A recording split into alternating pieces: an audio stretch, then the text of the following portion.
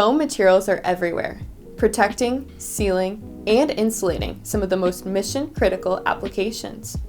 From aerospace to automotive, medical to industrial, these materials play a crucial role in enhancing product performance and reliability. But how do you choose the right foam for your design? And what factors really matter when it comes to performance? With so many material options and fabrication methods available, making the right choice can be complex. Hi, I'm Justina from Rogers Corporation, a global leader in high-performance engineered materials.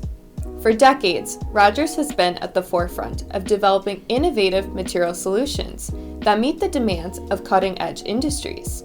And I'm Corinne with TBP Converting. As a full-service converter, distributor, and provider of engineered solutions, TBP specializes in transforming materials into precision-cut, custom-fabricated components that meet specific application needs. Our expertise in designing, die cutting, laminating, and material selection helps bring complex designs to life. Together, we're launching a foam educational series where we break down everything you need to know about foam, materials, selection, and application best practices.